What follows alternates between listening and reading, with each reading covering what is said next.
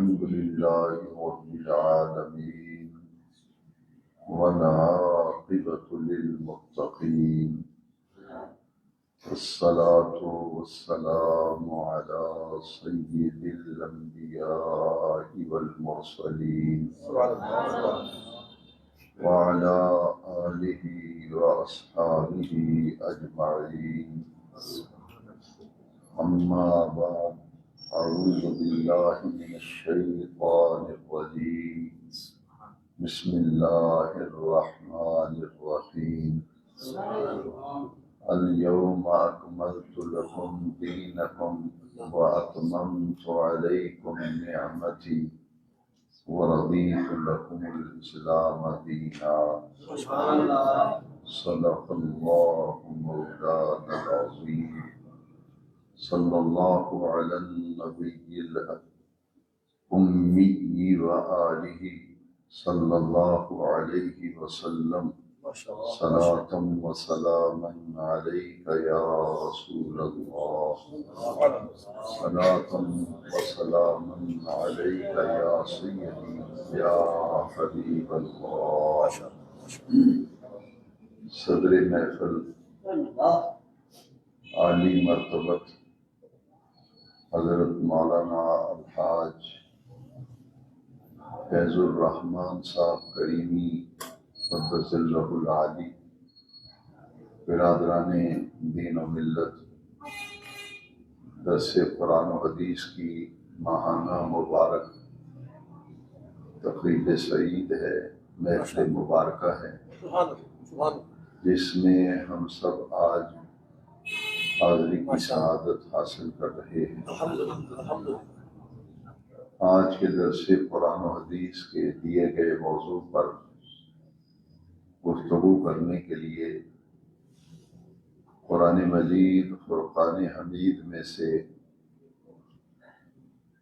اس آیت کریمہ کی تلاوت کا شرف حاصل کیا گیا جو نازل ہونے کے اعتبار سے قرآن مجید کی آخری آیت ہے. اللہ اکبر. قرآن مجید کا نزول جب شروع ہوا تو پہلی آیت کریمہ جو نازل ہوئی تھی، اقرأ بسم ربک الذی خلق. 23 سال قرآن مجید کے نزول میں لگے اور اس پہلی آیت اقرأ بسم ربک الذی خلق سے نزول قرآن کا آغاز ہوا، اور آخری آیت جس پر پورا قرآن نزول کے لحاظ سے مکمل ہو گیا وہ آیت کریمہ ہے جس کی تلاوت کی گئی. الیوم اکملت لکم دینکم واتممت علیکم نعمتی ورضیت لکم الاسلام دینا. یہ حجۃ الوداع کے موقع پر آیت کریمہ نازل ہوئی اور پورے کا پورا قرآن نزول کے لحاظ سے مکمل ہو گیا. اس آیت کریمہ میں اللہ رب العزت نے فرمایا آج ہم نے تمہارے لیے تمہارے دین کو مکمل کر دیا. الیوم اکملت لکم دینکم، تمہارے لیے تمہارے دین کو ہم نے مکمل کر دیا. وَأَتْمَمْتُ عَلَيْكُمْ نِعْمَتِي، اور ہم نے تمہارے اوپر اپنی نعمتیں بھی آج مکمل کر دی. وَرَضِيتُ لَكُمُ الْإِسْلَامَ دِينًا، اور تمہارے لیے ہم نے دین اسلام کو پسند کر لیا. ہم اللہ کا شکر ادا کرتے ہیں کہ ہمارا دین دین اسلام ہے. قبر کے اندر تدفین میت کے بعد 2 فرشتے قبر میں آتے ہیں اور وہ قبر والے کو اٹھا کر بٹھاتے ہیں اور اس سے 3 سوال کیے جاتے ہیں، 3 باتوں کے بارے میں پوچھا جاتا ہے. من ربک، تیرا رب کون ہے؟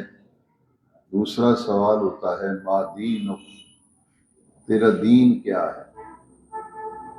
پہلے سوال کا جواب اہل ایمان دیں گے ربی اللہ، میرا رب میرا پروردگار اللہ ہے۔ دوسرا سوال ہوگا ما دینوں کا، تیرا دین کیا ہے؟ تو جواب اہل ایمان دیں گے دینی الاسلام، میرا دین دین اسلام ہے۔ آخری سوال نبی کریم علیہ السلام کی ذات اقدس کے بارے میں ہوگا، اور حضور کی زیارت ہوگی، دیدار ہوگا، اور پوچھا جائے گا ما کنت تقول فی حق ھذا الرجل، اس ہستی پاک کے بارے میں دنیا میں کیا کہا کرتا تھا۔ ان تین سوالوں میں سے ایک سوال دین کے متعلق ہوگا، ما دینوں کا، تیرا دین کون سا ہے؟ اس آیت کے اندر اسی دین کا ذکر کیا گیا، وَرَضِيتُ لَكُمُ الْإِسْلَامَ دِينًا، اور دوسری آیت میں فرمایا ان الدین عند اللہ الاسلام، کہ اللہ کے نزدیک پسندیدہ دین دین اسلام ہے۔ اور نبی کریم صلی اللہ علیہ وسلم کی بڑی معروف حدیث پاک ہے، نبی کریم علیہ السلام نے فرمایا اس شخص نے ایمان کا ذائقہ چکھ لیا، ایمان کی حلاوت، ایمان کا مزہ، اس شخص نے ایمان کا ذائقہ چکھ لیا جس نے کہا رضیت باللہ ربا،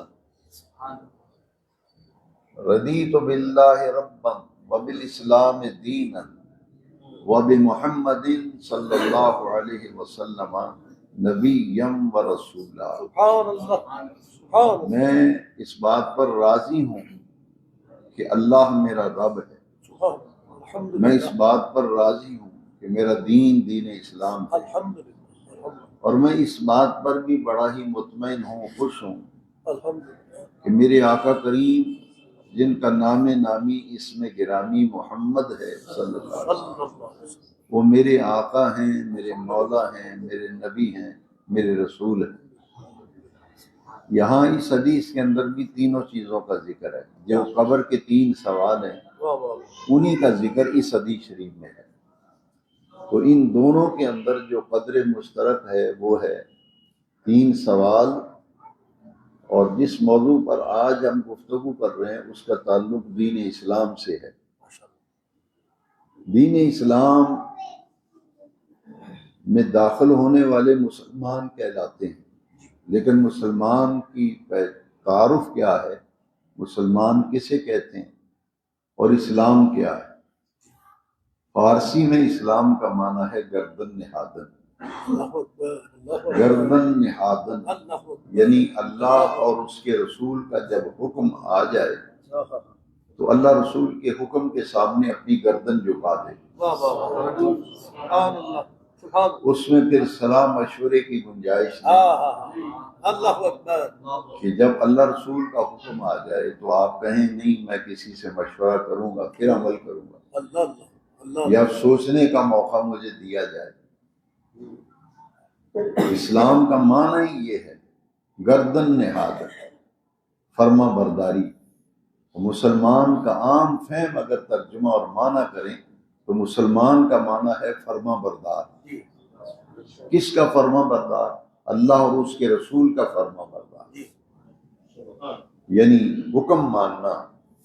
اسی لیے قرآن مجید کے کئی مقامات پر اللہ کریم نے فرمایا اطیعوا اللہ و اطیعوا الرسول، کہ اللہ کا حکم مانو اور اللہ کے رسول کا حکم مانو۔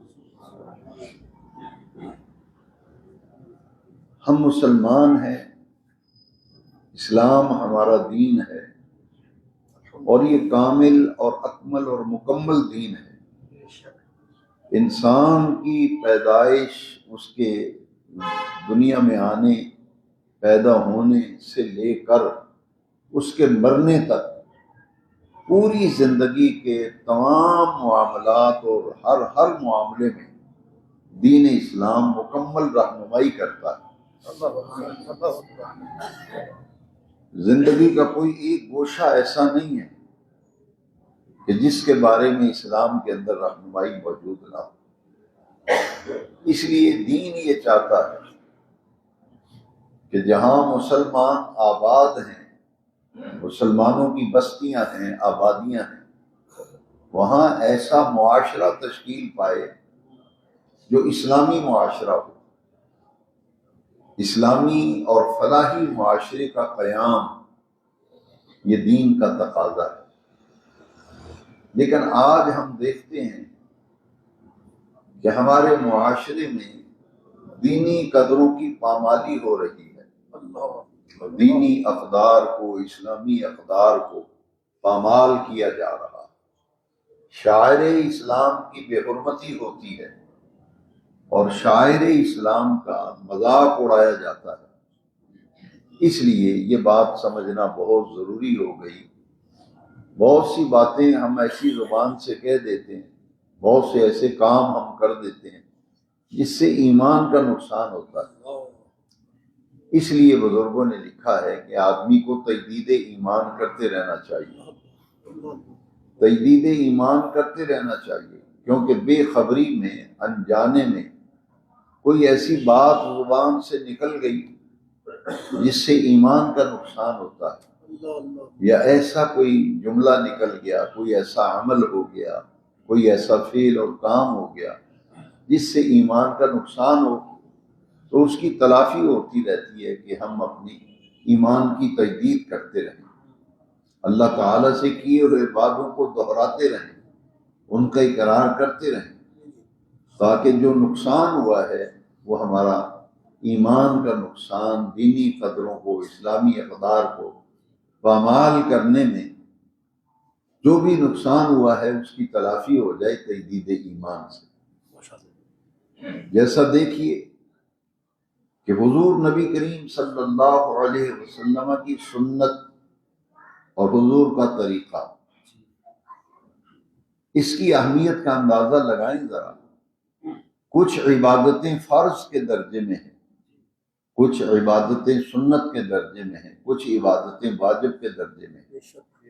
جو ہمارے اوپر فرائض ہیں ان میں سے سب سے اونچا فرض جو ہے وہ 5 وقت کی نماز ہے، بلکہ اسلام کے 5 بنیادی ارکان جو ہیں ان میں ایمان کے بعد، یعنی شہادت توحید اور شہادت رسالت، جسے ایمان کہتے ہیں، یہ اسلام کا پہلا رکن ہے، اور اس کے بعد پھر نماز کا درجہ ہے، نماز کے بعد زکوٰۃ کا درجہ ہے، زکوٰۃ کے بعد روزے کا درجہ ہے، روزے کے بعد حج کا درجہ ہے۔ تو جو فرائض ہیں ان میں سے سب سے بڑا فریضہ نماز ہے، اس سے بڑا کوئی فرض نہیں، اس سے بڑی کوئی ڈیوٹی اور ذمہ داری نہیں مسلمان کی۔ لہذا اسلامی معاشرے کا جب ہم نقشہ کھینچیں تو اسلامی معاشرے میں پھر آپ کو اولین جو نظر آئے گی بات وہ ہوگی نمازوں کی پابندی، وہ ہوگی نمازوں کی پابندی۔ یعنی اسلامی فلاحی معاشرے میں نماز وہ عبادت اور وہ فرض ہے جس کو بڑی افادیت اور بڑی ہی اہمیت حاصل ہے۔ جن لوگوں نے حج کیا ہے یا عمرہ کیا ہے، حرمین طیبین کی حاضری دی ہے، وہ چشم تصور میں ذرا دیکھیں کہ جب مدینہ پاک اور مکہ پاک آپ نے حاضری دی تھی تو جب اذان ہوتی ہے تو اس وقت کیا منظر ہوتا ہے؟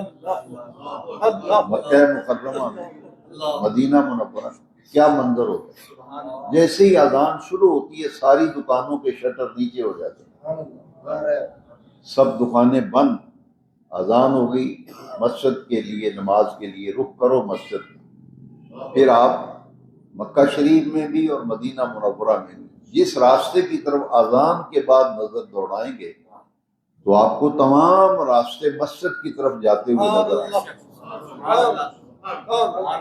یہاں تک کہ اگر آپ نے مخالف سمت سے آنا ہے اور آپ کا گزرنا مشکل ہو جائے گا، کیونکہ اتنی کثرت کے ساتھ تمام گلیوں، تمام بازاروں، تمام رستوں کو دیکھتے ہو کہ جیسے ہی اذان ہوئی ہے دکانیں بند، شٹر ڈاؤن، کہاں جا رہے ہیں؟ مسجد میں۔ اور ایسا پیارا منظر ہوتا ہے کہ کوشش ہوتی ہے ہر آدمی کے رہائش گاہ سے وضو کر کے جائیں.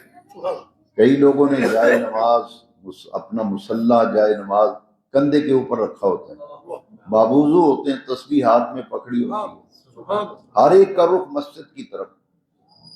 ظہر کی نماز اگر پڑھ کے آئے ہیں تو پھر فکر ہوتی ہے کہ عصر کی نماز. جیسے ہی عصر کی نماز کا وقت ہوتا ہے, جتنے بھی زائرین ہوتے ہیں وہ ایک دوسرے کو کہتے ہیں بھئی اذان ہونے والی ہے, چلیں مسجد میں, پھر جگہ نہیں ملے گی. تو کئی لوگ تو اذان سے پہلے ہی نکل آتے ہیں. میں جب بھی حرمین شریفین حاضری دیتا ہوں, پہلی مرتبہ 1994 میں میں گیا, 1995 میں میں نے حج کیا, اور الحمدللہ کئی مرتبہ مدینہ منورہ مکہ مکرمہ حاضری ہوئی. میں ہر مرتبہ یہ منظر دیکھ کر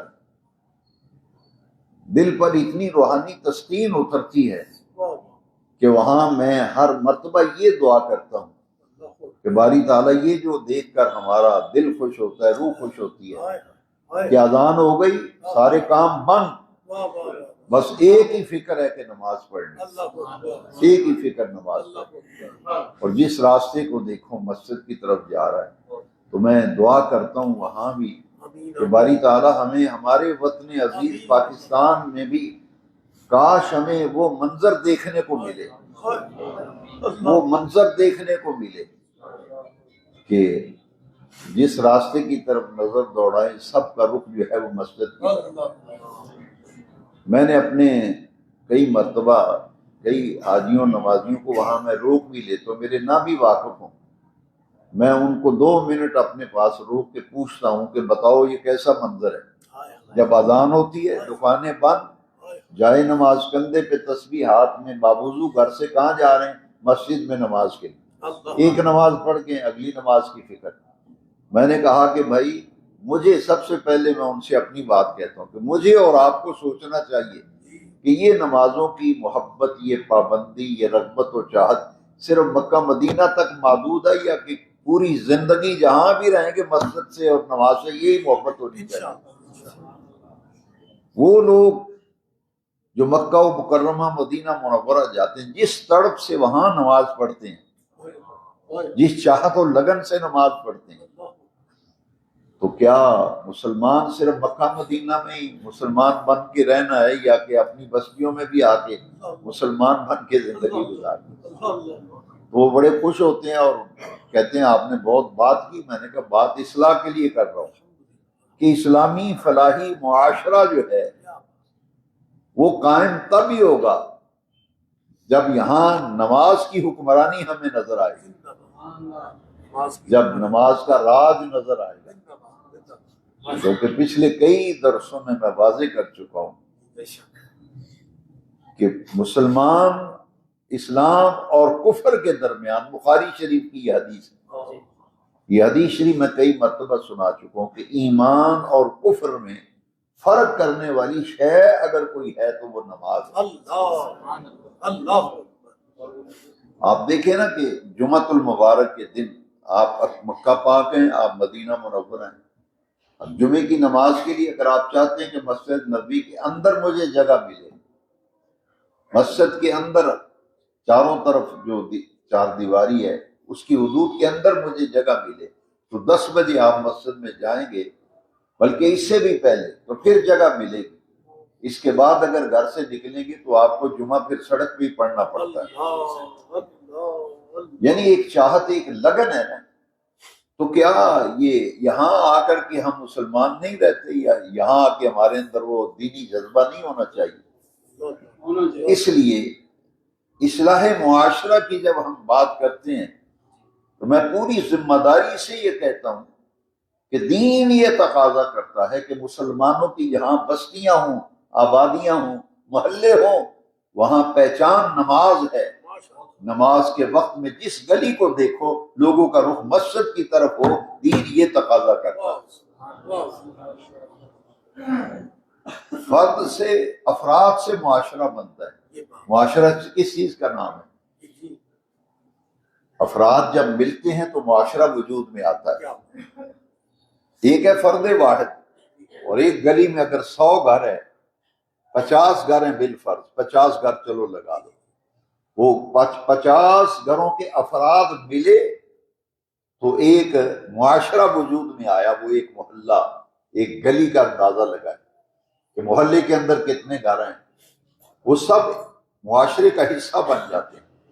اس لیے دین یہ تقاضا کرتا ہے کہ پہلے فرد کے اندر تبدیلی آئے، فرد کے اندر اپنے آپ ہماری ذات میں تبدیلی آئے، اور پھر ہم اپنے اندر تبدیلی لا کے اپنے آس پاس رہنے والوں کو تبدیلی کی طرف بلائیں، تاکہ ہمارے آس پاس رہنے والے وہ بھی اس رنگ میں رنگے جائیں جو مسلمانوں کا رنگ ہے، جو مسلمانوں کا رنگ ہے۔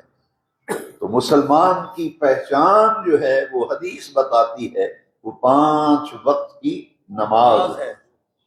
اس لیے اولین ذمہ داری یہ ہے کہ ہم نماز کا ماحول اپنے گھر میں پیدا کریں، اپنی ذات میں نماز کا ماحول پیدا کریں۔ نماز کے بعد تو زندگی نہیں، مسلمان کی کوئی زندگی نہیں۔ مسلمان کی زندگی کی اصل جو ہے وہ 5 وقت کی نماز ہے، اور اس حوالے سے اتنی غفلت ہے ہمارے اندر کہ اس غفلت کو دور کرنے کی ضرورت ہے۔ اور پھر اقامت صلاۃ اسے کہتے ہیں۔ اس کے بعد درجہ آتا ہے ادائیگی زکوٰۃ کا، کہ اسلامی معاشرہ کیسا ہوتا ہے، یہ اصلاحی معاشرہ کے لیے کیا عمل ضروری ہے۔ عاشق رسول حضرت مولانا الحاج فیض الرحمان کریمی صاحب نے آپ کو کئی مرتبہ یہ بات بتائی ہوگی کہ حضرت عمر بن عبدالعزیز جو خلیفہ تھے، اور یہ ان کا تعلق بنو امیہ سے تھا، ان کا تعلق بنو امیہ سے تھا۔ اہل تشیع جو ہیں وہ بھی حضرت عمر بن عبدالعزیز کی صلاحیت اور ان کی شخصیت اور ان کی عظمت و کارناموں کو دیکھ کر وہ بھی ان کو بہت سراہتے ہیں اور ان کو اچھے لفظوں سے یاد کرتے ہیں۔ حضرت عمر بن عبدالعزیز، ان کا تعلق بنو امیہ سے تھا، یہ خلیفہ تھے۔ انہوں نے ایسا معاشرہ تشکیل دیا تھا جو اسلامی اور فلاحی معاشرہ تھا۔ نماز کے بعد چونکہ زکوٰۃ کا درجہ ہے نا، اس لیے اصلاحی معاشرہ کے حوالے سے یہ جو ہمارے ہاں غربت پائی جاتی ہے، بچے ایسے لوگ جن کے پاس دوائی کے لیے پیسہ نہیں ہوتا، بچوں کو پڑھانے کے لیے فیسیں نہیں ہیں، اسلامی اور فلاحی معاشرے کی یہ خوبی ہے کہ حضرت عمر بن عبدالعزیز رضی اللہ عنہ کا جب دور خلافت آیا تو ان کے جو عمال تھے، یعنی ورکر، جن کی ذمہ داری اور ڈیوٹی تھی زکوٰۃ تقسیم کرنے کی، وہ شہر کے چوکوں میں کھڑے ہوتے تھے اور چوک میں کھڑے ہو کے کہتے تھے کہ آؤ زکوٰۃ تقسیم ہو رہی ہے، جس نے زکوٰۃ لینی ہے زکوٰۃ لے لو۔ یہاں تو یہ حال ہے جو مستحق نہیں ہے وہ بھی زکوٰۃ کمیٹیوں سے زکوٰۃ کا پیسہ وصول کر رہے ہیں۔ یہی ہو رہا ہے، جو واقفان حال ہے ان سے پوچھے ذرا۔ لیکن یہ ذرا غور کریں کہ اصلاح معاشرہ کے لیے نمایاں پہلو ہے۔ نماز یہ قولی اور فعلی اور بدنی عبادت ہے، زکوٰۃ مالی عبادت ہے، زکوٰۃ مالی عبادت ہے جس میں مال خرچ ہوتا ہے۔ اسلامی فلاحی معاشرہ یہ ہے کہ حضرت عمر بن عبدالعزیز کا دور خلافت ہے، چوک میں زکوٰۃ کی رقم لے کر عمال کھڑے ہیں، محکمہ زکوٰۃ کے آفیسر کھڑے ہیں، وہ کہتے ہیں آؤ بھائی زکوٰۃ بٹ رہی ہے، زکوٰۃ لے لو، زکوٰۃ لے جاؤ، تو کوئی زکوٰۃ لینے والا نظر نہیں آتا، نہ کوئی لینے آتا تھا نہ کوئی لینے والا تھا۔ عمال شام کو آتے کہتے جی ہم تو زکوٰۃ لے کے چوک میں کھڑے تھے، لوگوں کو پیسہ دکھاتے تھے کہ زکوٰۃ کا پیسہ ہے، آؤ جو مستحق ہے لے لیں۔ تو ہم آفیسر آ کے بتاتے تھے جناب کوئی بھی زکوٰۃ لینے والا ملے ہی نہیں، ہمیں دیں کسے؟ پوچھا اس کی وجہ کیا ہے؟ فرمایا جو آدمی کہتا ہے میں خود زکوٰۃ دیتا ہوں میں کیوں لوں، میں تو زکوٰۃ خود دیتا ہوں، مجھ پر زکوٰۃ واجب ہے۔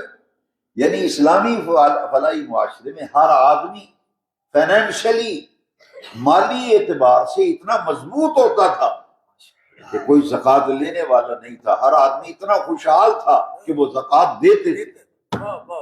اس لیے کہ اسلامی معاشرے کے اندر یہ دو چیزوں، خلیفہ وقت جو ہے خلفائے راشدین، انہوں نے یہ 30 سال خلافت کے ہیں، کیونکہ نبی کریم علیہ الصلوۃ والسلام کی حدیث مبارکہ ہے کہ میرے بعد خلافت 30 برس رہے گی، اس کے بعد خلافت ختم ہو جائے گی، پھر ملوکیت آ جائے گی۔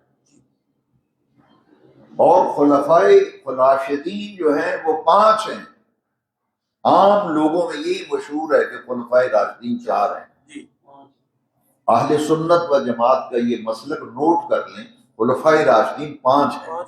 پہلے خلیفہ راشد حضرت ابوبکر صدیق، دوسرے خلیفہ راشد حضرت عمر فاروق اعظم، تیسرے خلیفہ راشد حضرت عثمان غنی ذی النورین، چوتھے خلیفہ راشد سیدنا مولا علی کرم اللہ تعالی وجہ، اور 5ویں خلیفہ راشد امام حسن مجتبی حضرت سیدنا مولا علی کے لخت جگر اور نور، 5ویں خلیفہ۔ ان کا دور خلافت 6 مہینے پر مشتمل ہے۔ ان کی خلافت 6 مہینے رہی تھی، اس کے بعد انہوں نے ریزائن کر دیا تھا، سب مستعفی ہو گئے تھے اور خلافت چھوڑ دی تھی۔ اب یہ ان کے 6 مہینے شامل کریں گے تو 30 سال پورے ہوتے ہیں، اور امام حسن مجتبی کا 6 مہینے کا دور خلافت اگر نکال دیا جائے تو 30 سال پورے ہوتے نہیں۔ اس لیے 5ویں خلیفہ راشد سیدنا امام حسن مجتبی، ایسی خوشحالی آئی تھی معاشرے کے اندر، یعنی ضرورت مند کی دہلیز پر، اس کے دروازے پر زکوٰۃ پہنچتی تھی،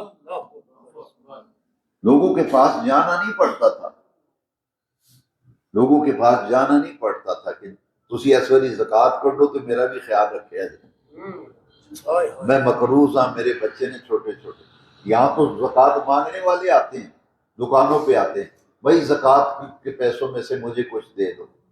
کیسا اسلامی معاشرہ خلفائے راشدین، حضرت سیدنا ابوبکر صدیق رضی اللہ عنہ کا جو دور خلافت تھا، جیسے ہی آپ نے خلافت کی زمام سنبھالی، بڑی آزمائشیں آئیں۔ سب سے بڑی آزمائش تو وہ تھی کہ مسیلمہ قذاب جو جھوٹا مدعی نبوت تھا، اس نے نبوت کا دعویٰ کر دیا، تو ختم نبوت کا محافظ اول، تحریک تحفظ ختم نبوت کا قائد اول جو ہے اور محافظ اول وہ ابوبکر صدیق رضی اللہ عنہ، جنہوں نے فتنہ انکار ختم نبوت کا مقابلہ کیا، اور مسیلمہ قذاب جھوٹا مدعی نبوت قتل ہو گیا، مارا گیا۔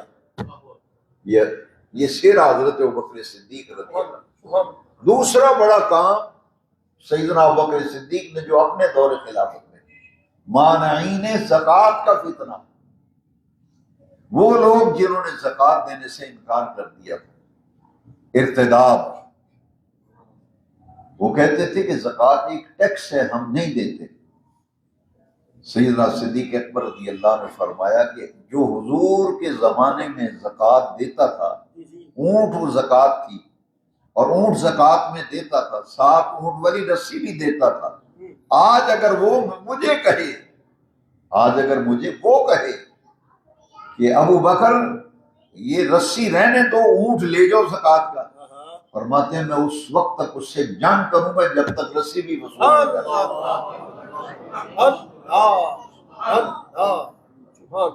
دیکھیے اتنی برکت ہوئی، اتنی برکت ہوئی، یہ 2 فتنے دم توڑ گئے، اور الحمدللہ پھر زکوٰۃ لے کر لوگ نکلتے تھے، کہتے تھے زکوٰۃ لے۔ لہذا اسلامی فلاحی معاشرے کے لیے نماز کے بعد اسلامی معاشرے میں جو بنیادی چیز ہے وہ ہے انفاق فی سبیل اللہ، اللہ کے راستے پر خرچ کرنا۔ آج ہمارا حال یہ ہے کہ عید الاضحیٰ کے موقع پر ایک فوج میں جنرل تھے، بڑے اعلیٰ عہدے پہ فائز تھے، ان کے بیٹے نے مجھے بات بتائی، انہوں نے کہا کہ جب عید کا موقع آتا تھا تو ہمارے ابا کو لوگ گفٹ بھیجتے تھے کہ آپ قربانی کریں گے تو اس دفعہ بکرا جو ہے میری طرف سے آپ کو گفٹ آئے گا۔ تو کہتے ہیں کہ جو امیر ترین لوگ جو خود جانور خرید کے قربانیاں کرتے ہیں، ہم تحفے دیتے ہیں ان لوگوں کو. وہ کہتے ہیں کہ میرے ابا نے کہا کہ ایک میجر میرا دوست ہے، تو ایک قربانی کا جانور ہم نے اس کو بھی تحفے میں دینا ہے. وہ کہتے ہیں میں اس کے گھر میں جب بکرا لے کے گیا تو 20 بکرے پہلے بندے ہوئے تھے. میں نے کہا یہ کیا معاملہ ہے؟ اس نے کہا یہ سب تحفے آئے ہوئے ہیں. ہم تحفے دیتے ہیں ان کو جن کے پاس پہلے ہی کمی کوئی نہیں. قربانی کے گوشت کا بھی یہی معاملہ ہے. میرا گوشت آپ کے گھر جا رہا ہے، میں قربانی کر رہا ہوں، میں گوشت آپ کے گھر سے، آپ کا گوشت میرے گھر آ رہا ہے. وہ لوگ بیچارے جو غریب اور مستحق ہیں، جنہیں معاشرے کے اندر کوئی اہمیت نہیں، کوئی پوچھتا ہی نہیں، کمزور لوگ اور بیمار لوگ جن کی طرف لوگوں کی توجہ ہی نہیں، کبھی آپ نے دیکھا کہ ان کی طرف بھی کوئی گوشت لے کے جاتا ہو؟ ہمارے جن لوگوں سے مراسم ہوتے ہیں، تعلقات ہوتے ہیں، وہ پنجابی کی ایک مثل ہے کہ پرینوں کی پرنا، بھائی جن کے پاس پہلے ہی کمی نہیں ہے، ہمارے تحفے تحائف سارے ان کی طرف جاتے ہیں. اس لیے انفاق فی سبیل اللہ، کہ اللہ کا دیا ہوا مال اس کے راستے میں خرچ کرنا، اصلاح معاشرہ کے لیے یہ نمایاں بات ہے کہ غرباء کی مدد کرنا، فقیروں کی مدد کرنا، مسکینوں کی مدد کرنا، بیوہ عورتوں کی مدد کرنا، یتیم بچوں کی مدد کرنا. انہیں کوئی پوچھتا نہیں. اور جتنی فیسلٹیز ہیں، کہتے ہیں کہ یہ گورنمنٹ نے عوام کے لیے سہولت کے لیے کام کیا ہے. ہم نے وہاں جا کے بھی جائزہ لیا ہے، وہاں سے بھی وہی لوگ فائدہ اٹھاتے ہیں جو امیر ترین لوگ ہیں. یہ حال ہی میں جو ہیلتھ کارڈ کی چلی ہے اسکیم، آپ کو بھی تجربہ ہوگا، نہیں ہوا تو کسی ڈاکٹر سے پوچھ لیں، وہ میری بات کی تائید کرے گا. وہ لوگ جن پر اللہ کا بڑا کرم ہے، مالی اعتبار سے مضبوط ہے، مستحکم ہے، اپنا علاج کرا سکتے ہیں، لیکن میں نے دیکھا ہے وہ بھی ہیلتھ کارڈ سے فری میں آپریشن کرا رہے ہیں، فری میں علاج کروا رہے ہیں. تو ہماری زکوٰۃ بھی ان لوگوں کی طرف جاتی ہے جن کے پاس پہلے ہی بڑا بینک بیلنس بہت زیادہ ہے. ایک ادارے کو زکوٰۃ بھیجی گئی تو میں نے معلوم کیا، انہوں نے کہا جی ان کے تو اتنے کروڑ روپے ان کا پہلے ہی بینک کے اندر زکوٰۃ کا پڑا ہوا ہے، لوگ ادھر ہی دے رہے ہیں، ادھر ہی دے رہے ہیں. وہ مدارس جو چھوٹی بستیوں اور آبادیوں میں مدارس جیسے صفدر آباد ہے، یہاں اگر کوئی دینی مدرسہ ہوگا تو میں نہیں سمجھتا کہ اس کے اتنے وسائلوں کے مدرسہ چل سکے. کئی مدرسے بند پڑے ہیں، عمارتیں ہیں، مدرسے بند پڑے، پیسے نہیں مدرسہ چلانے کے لیے. اس کی وجہ یہ ہے کہ جن کو پہلے ہی زکوٰۃوں کے انبار لگے ہوئے ہیں، ہماری زکوٰۃ سب وہی جا رہی ہے. پھر ایک ٹرینڈ چل جاتا ہے، وہ کہتے ہیں جی قربانی اللہ کے لیے، کھال شوکت خانم کے لیے. بھائی ان کے تو پہلے ہی بہت اکاؤنٹ ہے. آپ اپنے گلی محلے میں کوئی آپ کا مستحق نہیں ہے کہ آپ کی زکوٰۃ کراچی جا رہی ہے، آپ کی زکوٰۃ لاہور جا رہی ہے. دین اسلام کیا کہتے ہیں؟ سب سے پہلے بہن بھائی کا مقام ہے. سگا بھائی سگی بہن اگر مستحق ہے تو دین یہ کہتے ہیں سب سے پہلے زکوٰۃ نکالیے تو ان کو دو. صرف اپنے باپ دادا کو زکوٰۃ نہیں دے سکتے، بیٹے پوتے کو نہیں زکوٰۃ دے سکتے، اوپر اور نیچے دائیں بائیں زکوٰۃ دے سکتے ہیں. سگا بھائی سگی بہن اگر مستحق ہے، وہ تو بیچارے دوائی کے لیے ترس رہے ہیں، اور آپ کی زکوٰۃ کراچی میں جا رہی ہے، آپ کی زکوٰۃ لاہور جا رہی ہے. تو اسلامی فلاحی معاشرے کے لیے اول خیش بعد درویش. ضرورت مند آپ کا بھائی ضرورت مند ہے، اسے آپ پوچھتے نہیں. دوسرے لوگ اچھا اسی طرح دوسرا پہلو دیکھ کہ جی کہاں جا رہے ہیں، کہتے جی فلانا بندہ بیمار ہے، میں انہیں کی عیادت واسطے جا رہی ہوں. اور ساتھ میں برابر بھائی کا گھر ہے، وہ 3 مہینوں سے بیمار پڑا ہے، اس کی خبر لینے کبھی نہیں گئے. لوگوں کی خبریں لیتے پھرتے ہیں، قربانی کے گوشت ٹرے میں ڈال کے کپڑا ڈال کے دوسرے لوگوں میں بانٹ رہے ہیں. پڑوسی بھوکا ہے، رشتہ دار ان کو پوچھا نہیں آپ نے. لہذا اسلام اصلاح معاشرہ کے لیے اسلامی قدروں کو قائم کرنا ضروری ہے. بھائی کی ضرورت پوری نہیں کریں گے، دوسرے لوگوں کی ضرورتیں پوری کرتے ہیں. اسی طرح ہمارا نوجوان طبقہ جو ہے، اس میں ایک بڑی عجیب بات رواج پا رہی ہے کہ یاروں پہ خرچ کریں گے، دوستوں پہ پیسے لٹائیں گے، وہی دوست کل کو آستین کا سانپ بن جاتے ہیں۔ دوست کو قتل کر رہا ہے، پھر جب ناراضگیاں ہوتی ہیں تو پھر اتنے دور وہی فرینڈ وہی دوست ایک دوسرے کے دشمن بن جاتے ہیں۔ تو میرے بھائی یہ تو دشمن نہیں ہے، یہ تو آستین کے، یہ آپ کے دوست نہیں ہیں جنہیں آپ دوست سمجھتے ہیں، جن کو دوست بنایا ہے وہ دوست نہیں ہے۔ دوستی تو وہ ہے جو دین کے اعتبار سے، اصل دوستی دین کی دوستی،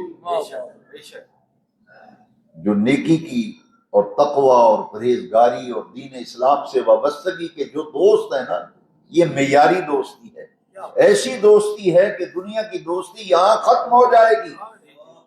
اسلامی معاشرے کی تشکیل ایسے ہونی چاہیے کہ ایسا ماحول ہو کہ کتنی قومیتیں وجود میں آئیں، دہر میں خشک و تر کے رشتے سے ہم نے بنیادی دوستی رکھی ہے، یاد خیر البشر کے نعرہ تکبیر، نعرہ رسالت، نعرہ رسالت، نعرہ تحقیق، نعرہ حیدری، نعرہ غوثیہ، الاسلام زندہ باد۔ جس دوستی کی بنیاد دنیا ہوگی، دنیا کے دوست، میں نہیں کہتا، یہ تو میرے رب نے قرآن میں فرمایا۔ آیت کریمہ سنیے قرآن مجید کی، الاخلاء یومئذ بعضهم لبعض عدو الا المتقین۔ دنیا کے تمام دشمن قیامت کے دن ایک دوسرے کے دشمن بن جائیں گے، الا المتقین، مگر جو متقین سے، اللہ والوں سے، نیک لوگوں سے، صالحین سے جو پیار و محبت و دوستی کا رشتہ ہوگا، یہ قیامت کے دن بھی برقرار رہے گا۔ باقی سب دوستیاں قیامت کے دن دشمنی میں بدل جائیں۔ بعضهم لبعض عدو، عدو دشمن کو کہتے ہیں۔ لہذا ہماری یہاں دوستیاں، ہمارے تعلقات، ہمارا اٹھنا بیٹھنا اسلامی فلاحی معاشرے کے اندر ان لوگوں کے ساتھ ہونا چاہیے جو اچھے لوگ ہیں، جن کا کردار اچھا ہے، جن کی سیرت اچھی ہے، جن کا اخلاق اچھا ہے، ان لوگوں کے ساتھ ہمارا اٹھنا بیٹھنا ہونا چاہیے۔ ہمارے سلسلے میں جب ہمارے بزرگ بیعت کرتے ہیں، کوئی بندہ مرید ہوتا ہے تو بیعت کرتے وقت یہ عہد لیتے ہیں، بری مجلس، بری صحبت سے اور بد مذہبوں اور بد عقیدہ لوگوں سے بچتا رہوں گا۔ جیسے بازار میں کیچڑ ہو، گندگی ہو تو کپڑے کنج کے چلتے ہیں، آپ سلوار اوپر اٹھا لیتے ہیں۔ اسی طرح ہمیں یہ سبق دیا جاتا ہے سلسلہ قادریہ میں، بیعت ہوتے وقت ہمارے شیوخ یہ کہتے ہیں کہ بری مجلس میں نہیں بیٹھنا، بد مذہبوں بد عقیدہ لوگوں کے پاس نہیں بیٹھنا، کیونکہ بری مجلس، صحبت کا بڑا اثر پڑتا ہے سوسائٹی میں۔ جیسی سوسائٹی میں آپ کے اٹھنا بیٹھنا ہوگا اس کا اثر آپ پہ یقینی ہوگا۔ اگر اچھے لوگوں کے ساتھ اٹھنا بیٹھنا ہوگا، تعلق ہوگا صالحین متقین کے ساتھ۔ اس کی مثال نہیں دی گئی کہ لوہار کی دکان پہ اگر آپ بیٹھیں گے تو دھوئیں سے ناک کے ذریعے بھی دھواں اندر میں جائے گا، کپڑوں پہ بھی کالک اور چہرے پہ بھی کالک لگے گی۔ اور عطر فروش کی دکان پہ بیٹھیں گے، عطر نہ بھی خریدیں، جب تک بیٹھے رہیں گے خوشبو تو آتی رہے گی۔ اچھے لوگوں کی صحبت، یہ تھا اسلامی فلاحی معاشرہ جس کے اندر۔ یہ تو فرائض کے حوالے سے میں نے عرض کیا کہ نماز کے بعد زکوٰۃ، اور یہ کن لوگوں پہ خرچ کرنی ہے؟ بیوہ عورتیں، یتیم بچے، یتیم گھرانے، اور وہ لوگ جو اپاہج ہیں، معذور ہیں، وہ اللہ کی بیمار مخلوق، ایسا مریض جس کا کوئی علاج کرانے والا نہیں۔ تو ہماری رقم جو ہے، ہمارا پیسہ اگر بیمار کے علاج پہ خرچ ہو، بچہ شائننگ ہے، لائق بچہ ہے، لیکن اس کو پڑھانے والا کوئی نہیں۔ معاشرے کے اندر سب سے پہلے اپنوں کا حق ہے کہ آپ کے رشتہ داروں میں کوئی ایسا قابل بچہ ہے جو پڑھنے کے قابل ہے، صلاحیتیں ہیں، لیکن وسائل نہیں ہیں، ذرائع نہیں ہیں، تو پھر ہماری زکوٰۃ کی رقم اور ہم جو اللہ کے راستے میں خرچ کرتے ہیں، اس بچے کو تعلیم دلوا دیں۔ ایک بچے کو اگر آپ تعلیم دلواتے ہیں، پورے خاندان کو سنبھالے گا۔ اسی طرح اگر ایسا مریض ہے جس کو علاج کرانے والا نہیں، اس کا آپ علاج کرا دیں، یتیموں کی کفالت کریں، بیوہ عورتوں کی کفالت کریں، غرباء مساکین کی مدد کریں۔ یہ تھا نظام زکوٰۃ اسلام کا۔ اس لیے حضور کی یہ حدیث اصلاح معاشرہ کے ضمن میں یہ بات یاد رکھیں۔ حضور نے فرمایا کہ جس کا پڑوسی رات کو بھوکا سویا یا اس کے شر سے، کسی کے شر سے اس کا پڑوسی اگر محفوظ نہیں، نبی کریم علیہ السلام نے فرمایا وہ جنت کی خوشبو نہیں سونگے۔ بھائی معاشرہ کن سے بنتا ہے؟ افراد سے بنتا ہے۔ تو سب سے زیادہ حق آپ کے پڑوسی کا، ساتھ والا گھر۔ لیکن محدثین اور ائمہ نے فرمایا کم از کم آپ کے گھر کے 5-7 گھر اس طرف، 5-7 اس طرف، دائیں بائیں آپ کے 5-5 10-10 گھروں تک، یہ سب آپ کے ہمسائے ہیں۔ ان کے ساتھ ایسا ماحول رکھو کہ ہمسائے کے بارے میں حضور نے اتنی تاکید فرمائی، اتنی تاکید فرمائی کہ صحابہ کرام کہتے ہیں کہ ہمیں یہ گمان ہوا کہ شاید حضور جائیداد میں ہمسائے کا حصہ نہ بیان کر دیں، اتنی تاکید فرمائی۔ لہذا اسلامی فلاحی معاشرہ کن سے بنے گا؟ افراد سے بنے گا۔ لہذا افراد کی تعلیم، افراد کی تربیت کے لیے یہ ہر مہینے درس ہوتا ہے۔ اس کے لیے ایک بڑے پیارے میرے آقا کریم کے ارشاد اور ان موتیوں میں سے 2-4 موتی میں آپ کو اور دینا چاہتا ہوں۔ نبی کریم علیہ السلام نے فرمایا یہ جو ہم کسی دوسرے کی مدد نہیں کرتے، خبر گیری نہیں کرتے، حالانکہ اس کی مدد کر سکتے ہیں لیکن جان بوجھ کر ہم نہیں کرتے۔ کہتے ہیں ہم نے اس کی تھوڑی ذمہ داری لی ہوئی ہے۔ بھائی ذمہ داری تم نے نہیں لی، لیکن میرے آقا کا فرمان ہے نا، حضور فرمایا من کان فی حاجت اخیہ کان اللہ فی حاجتہ، جو اپنے کسی مسلمان بھائی کی ضرورت کو پورا کرتا ہے اللہ اس کی ضرورتوں کو پورا کرتا ہے۔ آپ بھائی بہن کی، سگے بہن بھائی کا حق پہلے، باقی افراد بعد میں، پڑوسی پہلے، یار سجن بیلی بعد میں۔ لیکن افسوس ہمارا سرمایہ دوستوں پہ اجاڑ رہے ہیں، پیسے یاروں پہ خرچ ہو رہا ہے۔ جو مستحق بہن بھائی ہیں ان کی طرف ہماری توجہ نہیں۔ گلی محلے میں لوگ مستحق ہیں، تم زکوٰۃ لاہور بھیج رہے ہو، کراچی بھیج رہے ہو، پنڈی بھیج رہے ہو، اپنے آس پاس کے لوگ جو ہیں ان کا آپ پر حق ہے۔ اس لیے جب بھی اللہ کے راستے میں خرچ کرنے لگو تو سب سے پہلے اپنوں پہ نظر دوڑاؤ، رشتہ داروں میں، عزیز و اقارب میں، اور پھر اس کے بعد گلی محلے والوں کا، ان کا درجہ آتا ہے، ان کا خیال رکھو۔ تو مسلمان کیسا معاشرہ آج جہاں 4 آدمی بیٹھ جاتے ہیں ان کا سارا وقت غیبت کے اندر گزرتا ہے، گلے کرتے ہیں، غیبتیں کرتے ہیں۔ کیا نبی کریم علیہ السلام نے ان دونوں انگلیوں سے حضور نے اپنی زبان کو پکڑا تھا؟ نبی کریم علیہ السلام نے ان 2 انگلیوں سے اپنی زبان کو حضور نے یوں پکڑ لیا، ایسے پکڑ کے زبان کو حضور نے فرمایا جو مجھے اس کی ضمانت دے دے میں اس کو جنت کی ضمانت دیتا ہوں۔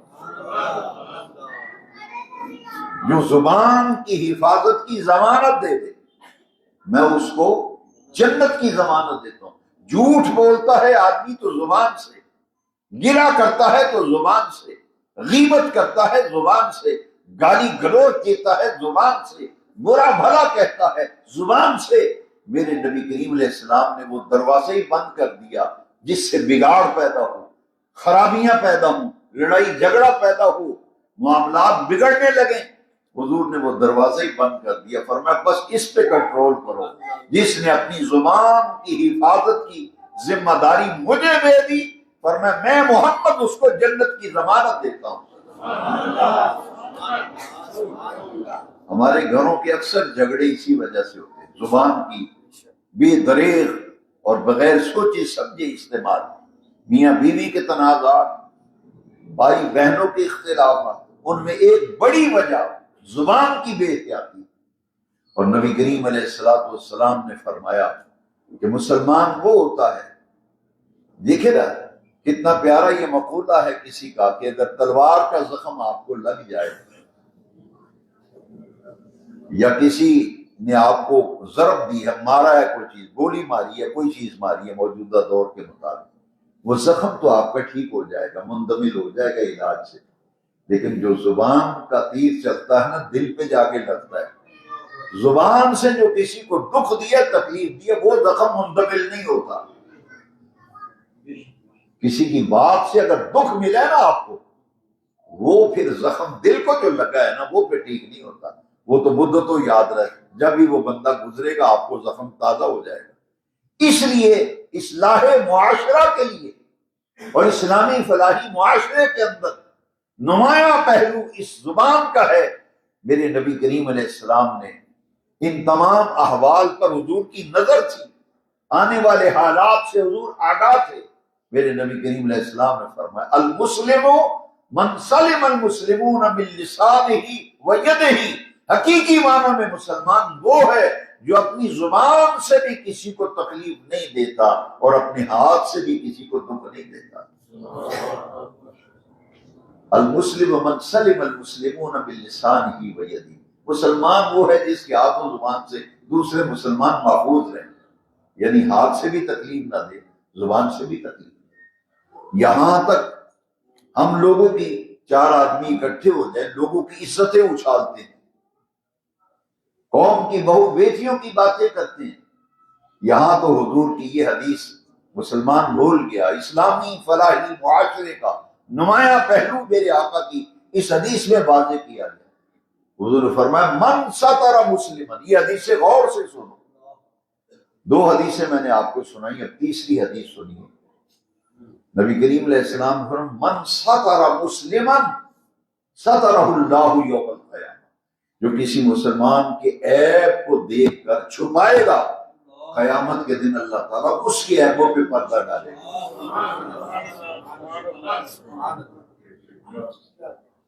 ستار کا معنی کیا ہے؟ پردہ پوشی فرمانے والا۔ تو حضور نے فرمایا کہ لوگوں اکرام مسلم یعنی مسلمان کی عزت اللہ کو بڑی پیاری ہے، لہذا جب آدمی کسی بہن بیٹی کی بات کرتا ہے اچھالتا ہے اس کی عزت کو، تو معاذ اللہ اس کو یہ خیال نہیں آتا کہ اس سے کتنے گھروں کی بربادی ہو۔ زبان کی احتیاط اصلاح معاشرہ کے لیے زبان پر کنٹرول کرنا، زبان پہ ضبط کرنا بہت ضروری ہے۔ بغیر سوچے سمجھے بات پھینک دینا، اس سے جتنی خرابیاں ہوگی اس کا اندازہ نہیں لگایا جا سکتا۔ اس کے لیے سورہ الحجرات 26واں پارہ سورہ الحجرات، سورہ الحجرات کی آیت نمبر 12 جو ہے وہ خاص طور پر آج کے درس قرآن کے اندر میں اس آیت کریمہ کا حوالہ دینا چاہتا ہوں۔ 26ویں پارے میں سورہ الحجرات کی آیت نمبر 12 ہے، یا ایھا الذین آمنوا اجتنبوا کثیرا من الظن ان بعض الظن اثم، زیادہ خرابیاں بدگمانی سے پیدا ہوتی ہیں۔ کسی کے متعلق اگر بدگمانی پیدا ہو گئی تو پھر خرابی پیدا ہوگی نا، نفرتیں پیدا ہوگی۔ اس لیے سورہ الحجرات 26واں پارہ اور اس سورہ کی آیت نمبر 12 میں بیان کیا گیا، اے ایمان والو بہت زیادہ گمان کرنے سے بچو، ان بعض الظن اثم، بہت سے گمان ایسے ہیں جو گناہ ہیں۔ آپ نے کسی کے بارے میں ایک ذہن بنا لیا، ایک گمان کر لیا، اگر وہ ایسا نہ ہوگا جو آپ نے گمان کیا ہے تو قرآن میں اللہ کریم نے فرمایا ان بعض الظن اثم، بہت سے گمان جو ہے وہ گناہ ہیں۔ ولا تجسسوا، دیکھیے اصلاح معاشرہ کے لیے اس آیت کے اندر یہ نمایاں درجے کی آیت ہے۔ ہم کسی کی ٹو لگاتے ہیں، کسی کی یار یہ کوئی نہ پیسہ آیا کتوں ہے، کھاندہ کتوں ہے، پیندہ کتوں ہے، تو اس آیت کریمہ میں واضح لفظ آ گئے ولا تجسسوا، ایک دوسرے کی جاسوسی نہ کیا کرو۔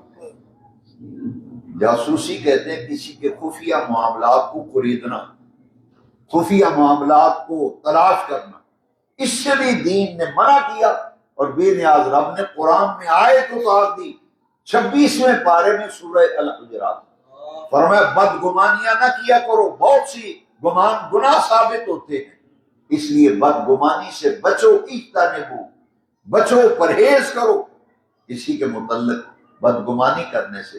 پھر فرمایا جاسوسی نہ کرو ایک دوسرے کی، خفیہ حالات معلوم نہ کرو، ولا یغتب بعضکم بعضا، اور ایک دوسرے کی غیبت بھی نہ کیا کرو، چغلیاں کرنا، غیبت کرنا۔ غیبت کا اصل معنی ہے کسی کی پیٹھ پیچھے اس کی برائی کرنا، بندہ سامنے نہیں اور اس کی برائیاں لوگوں کے سامنے کرنا، اسے کہتے ہیں غیبت۔ اب صحابہ نے جب یہ آیت نازل ہوئی نا، اور حضور نے فرمایا یہ آیت ہے لا یغتب بعضکم بعضا، ایک دوسرے کی غیبت نہ کیا کرو، عیب نہ اچھالا کرو، تو صاحب بڑا غور سے سنیے حدیث شریف۔ صحابہ نے پوچھا حضور اس کے عیب جو اس کے اندر پایا جاتا ہو، عیب پایا جاتا ہو، وہ بھی بیان نہ کریں لوگوں کے سامنے، فرمایا ہاں یہی تو غیبت ہے، یہی تو، یہ حدیث سنا رہا ہوں میں آپ کو، حدیث نبی کریم علیہ السلام نے، غیبت اسی کا نام ہے، غیبت ہے ہی یہ کہ برائی پائی جائے کسی کے اندر اور اس کی پیٹھ پیچھے اس کی برائی کو لوگوں کے سامنے اچھالا جائے، اسے ہی تو غیبت کہتے ہیں۔ اگر اس کے اندر برائی نہیں پائی جاتی، آپ اس کی برائی کو بیان کرتے ہیں تو یہ غیبت نہیں، یہ تہمت ہے، یہ تہمت ہے کہ آپ نے اس کے اندر وہ نبی پاک فرمایا غیبت ہے، اس سے منع کیا۔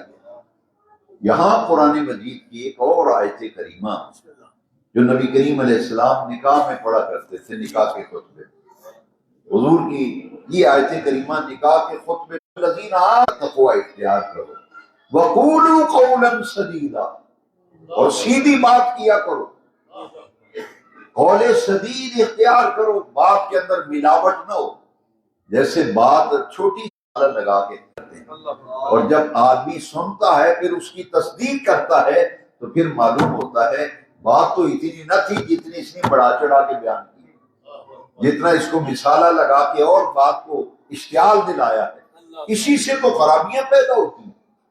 پھر قرآن مجید کی یہ آیت کی حفاظت کی، تہمت لگانے سے بچا، بدگمانی سے بچا، غیبت سے بچا، اللہ کریم فرمائے یصلح لکم اعمالکم، تو تمہاری تمام بگڑے ہوئے کام اس کی برکت سے صحیح ہو جائیں گے۔ یصلح لکم اعمالکم، ایک تو بگڑے ہوئے کام سیدھے ہو جائیں گے، وَيُصْلِحْ لَكُمْ أَعْمَالَكُمْ وَيَغْفِرْ لَكُمْ ذُنُوبَكُمْ، دوسرا فائدہ یہ ہے کہ اللہ تمہارے گناہوں کو بھی معاف فرما دے، لہذا قول سدید اختیار کرو۔ اور ہمارے معاشرے کے اندر ناراضگیاں چلتی ہیں، گھروں میں بھی فطری امر ہے، ناراضگی ہو جاتی ہے، لیکن دین کیا کہتا ہے؟ 3 دن سے زیادہ ناراض رہنا، 3 دن سے زیادہ کسی سے ناراض رہنے کی ممانعت آئی ہے، لہذا اسی سورہ الحجرات 26ویں پارے کی آیت کریمہ ہے جس میں رب ذوالجلال نے حکم دیا ہے انما المؤمنون اخوہ، تمام ایمان والے آپس میں بھائی بھائی ہیں، تمام مسلمان آپس میں بھائی، انما المؤمنون اخوہ، تمام مسلمان آپس میں بھائی بھائی۔ اور اگر 2 مسلمان بھائیوں میں رنجش ہو جائے، ناراضگی ہو جائے، کسی وجہ سے دوری ہو جائے، تو اللہ کریم نے حکم فرمایا فوراً درمیان میں آؤ، فوراً درمیان میں آؤ، فَأَصْلِحُوا بَيْنَ أَخَوَيْكُمْ، اپنے ان بھائیوں کے درمیان صلح کرا دو۔ بھائیوں کے درمیان میاں بیوی میں ناراضگی ہے، بھائی بھائی میں ناراضگی ہے، اولاد میں ماں باپ میں ناراضگی چل رہی ہے، رشتہ داروں میں ناراضگی چل رہی ہے، دوستوں میں ناراضگی چل رہی ہے، تو شریعت کا حکم ہے کہ مداخلت کرو۔ ہم یہ کہتے ہیں وہ جی سالوں کی انہوں نے کرنا معاملہ آپ ہی نبڑ دینے، ایسی بات نہیں ہے۔ ہمارا دین یہ کہتا ہے، قرآن یہ کہتا ہے فَأَصْلِحُوا بَيْنَ أَخَوَيْكُمْ، اپنا اثر و رسوخ استعمال کرو، تعلقات استعمال کرو، ناراضگیاں دور کرو، نفرتیں مٹاؤ، محبتوں کو پھیلاؤ، اور لوگوں کو توڑنے کی بجائے لوگوں کو جوڑو۔ حضور کی حدیث ہے قطع رحمی سے بچو، یعنی جو خونی رشتے ہیں ان سے تعلق ختم کرنے سے ڈرو، اللہ سے بچو۔ صلہ رحمی کا حکم ہے، یعنی جو بہت قریبی گوڑے رشتے ہیں، خونی رشتے ہیں، ان کو جوڑنے کا حکم ہے، رشتوں کو توڑنے کا حکم نہیں۔ اس لیے صلہ رحمی، ناراضگیاں دور کرنا، پیار اور محبت کی فضا، گھر کا ماحول اچھا کرنے کے لیے جب دین کے ساتھ وابستہ ہو جائیں گے، دین کی باتوں پر عمل کریں گے تو پھر گھر کا نظام بھی ٹھیک ہوگا، رشتہ داروں سے معاملات بھی بہتر ہوں گے۔ اس کا ایک بنیادی خاکہ ہے جس کی چند نمایاں باتیں آج کے درس میں نے آپ کی خدمت میں عرض کی۔ اب غیبت اتنا بڑا جرم ہے، اور ہمارے ہاں ایک بڑی محرومی ہے کہ مسجد میں نماز پڑھ کے نکلتے ہیں۔ ہر مسجد میں تو ایسا نہیں، بڑے اچھے اچھے ماحول مساجد کے اندر دیکھے ہیں، لیکن بعض مسجدوں میں میں نے خود بھی یہ دیکھا، اس وقت تکلیف بہت ہوئی۔ نماز تو ہو گئی ہے، دعا بھی آخری ہو گئی ہے، اب نماز پڑھنے کے بعد سارے نمازی وہ ادھر سے اٹھ کے آ جاتے ہیں، ادھر سے اکٹھے ہو کے بیٹھ کے پورے محلے کا گلا، اس کا گلا، اس کے خلاف، اس کے خلاف، اور وہ جو مسجد میں نیکیاں کمانے آئے تھے جب نکلتے ہیں وہ غیبتیں کر کے ساری نیکیاں مسجد میں ہی چھوڑ کے چلے جاتے ہیں۔ اللہ بھائی نماز پڑھی ہے، دعا مانگی گئی، اللہ اللہ خیر صلی اللہ، گھروں کو جاؤ، کیوں نیکیاں برباد کرتے ہو؟ جیسے ہی جماعت ختم ہوتی ہے، آخری دعا ہوتی ہے، لوگ اکٹھے ہو کے بیٹھ کے پورے محلے کا توا لگاتے ہیں، دکانداروں کا توا لگاتے ہیں، رشتہ داروں کے خلاف، فلاں کے فلاں، وہ نیکیاں ضائع ہوتی ہیں، اس طرح برباد ہوتی ہیں۔ نبی کریم علیہ السلام ایک دفعہ گزر رہے تھے، آخری بات توجہ سے سنیں، حضور گزر رہے تھے تو وہاں کچھ لوگ اسی طرح بیٹھ کے گلے کر رہے تھے، اودا گلا برائیاں لوگوں کی۔ تو حضور وہاں رک گئے، نبی پاک رک گئے، حضور نے فرمایا کیا تم یہ پسند کرتے ہو کہ تم اپنے سگے مردہ بھائی کا گوشت کھاؤ؟ یہ قرآن کی آیت ہے، أَيُحِبُّ أَحَدُكُمْ أَن يَأْكُلَ لَحْمَ أَخِيهِ مَيْتًا، بھائی اور وہ بھی مردہ، اس کا گوشت کھانا پسند کرو گے؟ صحابہ نے کہا یا رسول اللہ کون ایسا کر سکتا ہے؟ ایسا تو ممکن ہی نہیں۔ حضور نے فرمایا، اللہ کریم نے قرآن میں فرمایا أَيُحِبُّ أَحَدُكُمْ أَن يَأْكُلَ لَحْمَ أَخِيهِ مَيْتًا، قرآن میں اللہ کریم فرماتا ہے کیا تم پسند کرتے ہو کہ اپنے مردہ بھائی کا گوشت کھاؤ؟ سوال کر کے پھر اللہ خود ہی جواب دیتا ہے فَكَرِهْتُمُوهُ، تمہیں اس سے نفرت آئے گی، اس سے نفرت آئے گی، وہ سگا بھائی اور مردہ اس کا گوشت تم اسے ناپسند کرو گے، تم اسے کوئی بندہ پسند نہیں کرتا۔ اس لیے فرمایا پھر بچو نا، یہ جو تم غیبتیں کرتے ہو یہ اس سے بھی بڑا جرم ہے، ایسے جیسے مردہ بھائی، سگے مردہ بھائی کا گوشت کھانے کے، یہ چغلیاں کرنیاں، غیبت کرنی، لوگوں کو لڑانا، آپس میں باتیں بڑا چڑھا کے بیان کرنا، اس سے معاشرے کے اندر خرابی پیدا ہوتی ہے۔ جب ان چیزوں پر ہم ضبط کریں گے، ان چیزوں کو کنٹرول کریں گے اور ان حضور کے احکام، نبی کریم علیہ السلام کے فرامین، اللہ کے احکام پر عمل کریں گے، کیونکہ میں نے ابتدائی درس میں عرض کیا تھا کہ مسلمان کا معنی ہی یہ ہے کہ اللہ رسول کا فرما بردار ہے۔ لہذا ہمیں اب یہ سوچنا ہے اور فیصلہ کرنا ہے، کیونکہ زندگی تو چند روزہ ہے، یہ تو ہمارے باپ دادا چلے گئے، ہم بھی چلے جائیں گے، ہمیشہ نہیں رہنا۔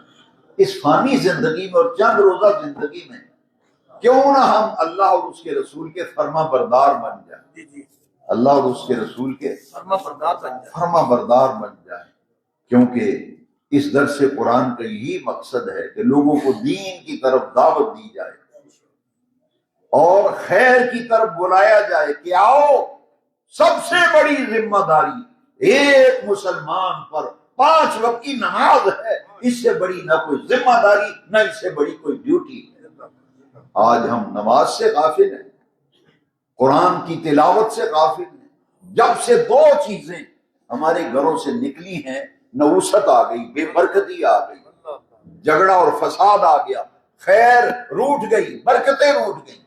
جب سے گھر میں نماز نہیں رہی، قرآن نہیں رہا، آؤ میں اور آپ مل کر حضور کے دین کے غلبے کے لیے جو سب سے پہلی سیڑھی ہے وہ یہ ہے کہ نماز اور قرآن دو چیزیں اپنے گھر کے اندر لے آؤ۔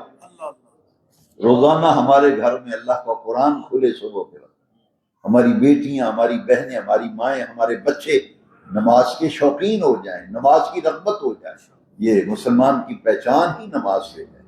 اس لیے اللہ کرے کہ اسلامی معاشرے میں جو چیزیں بنیادی حیثیت رکھتی ہیں، اسلامی اقدار کی حفاظت، اللہ کریم مجھے اور آپ کو اس کے لیے کوشش کرنے اور محنت کرنے کی توفیق عطا فرمائے۔ فجر کی سنتیں اگر رہ جائیں تو کب ادا کریں؟ فقہ کی تمام کتابوں میں لکھا ہے کہ جب سورج نکل آئے تو تسلی ہو جائے کہ سورج نکل آیا ہے تو جو سنتیں رہ گئی ہیں اس وقت پڑھ سکتا ہے۔ باقی ماسٹر محمد صدیق صاحب کے لیے دعائے مغفرت کے لیے کہا گیا ہے۔ آئیے مل کر دعا کرتے ہیں۔ اللہ تعالیٰ اللہم صلی